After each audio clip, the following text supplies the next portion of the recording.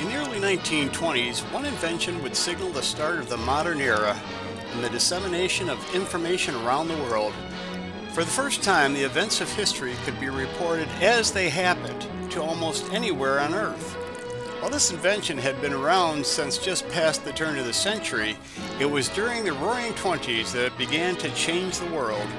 That historic invention was radio. Welcome, fellow YouTubers. The Roaring Twenties radio channel brings you another video on early radio. I would greatly appreciate it if you would hit the subscribe button if you're not a subscriber already. Welcome back, everyone. I know it's been a while since my last posting, but things have gotten a bit busy in my life, and another video I had been planning to have posted by now is taking a bit longer than I planned. So for now, I have a video for you about a relatively unknown man named Harry Verinder Roome, sometimes mistakenly referred to as Henry instead of Harry. Harry was one of the earliest small-time radio tube bootleggers in radio history. There are no photos of Mr. Roome that I could find, which is not surprising since he passed away in 1918 and most people in that era didn't have a camera or were willing to pay a photographer to take their picture. But we will proceed without one, and you can use your imagination and make Harry look any way you'd like him to. On August 18th of 1891, William Roome and his wife Sarah, maiden name Verinder, brought a son into the world named Harry. At the time, the couple lived in Jersey City, New Jersey. Details about Harry Roome's early years are scarce. At some point before 1910, the family moved to Los Angeles. The 1910 federal census shows the family living in that city with William, his wife Sarah, Harry, and his sister Beatrice. We do know that Harry Roome attended and graduated from the University of Southern California in 1912 with a degree in electrical engineering. Roome began building and selling radio components around 1914 or 15. One ad in the October 15, 1915 edition of Wireless Age magazine shows a Navy coupler advertised for sale by Roome. In 1915, Roome began running ads for his Oscil Audion radio tube.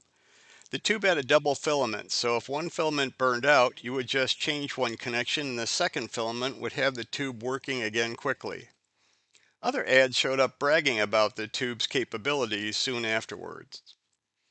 Roome added a tube detector to his line of radio products, selling one for $7.50, which was a decent amount of money back then. In 1916, Roome placed ads in January and March editions for his Oscil Audion tube. In July of the same year, Roome had changed the name of his tube to Thermotron. At this point, it became clear that the tubes Roome was selling were identical to the radio tubes being sold by Elmer T. Cunningham, the most famous radio tube bootlegger in history.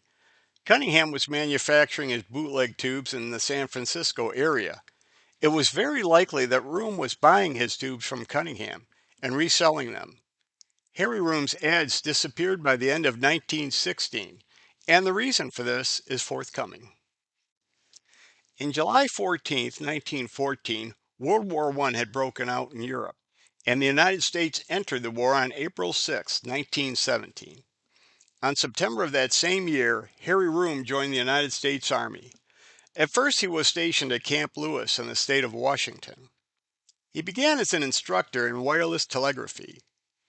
In July 1918, he was sent overseas to France with the 91st Division, attached to the 316th Field Signal Battalion. He fought in the Argonne Forest in the Battle of Tours, September 28, 1918. While he was at his signal station near Epinonville, an exploding shell destroyed the station and severely wounded the occupants. Corporal Roome was taken to the hospital, and on September 30th died of his wounds and pneumonia. Harry V. Roome had joined the service voluntarily and courageously did his duty, making the supreme sacrifice for his country. Well, that's it for this video. There'll be more to come as we continue to investigate the early history of the world's first true mass medium, radio. Thanks for watching.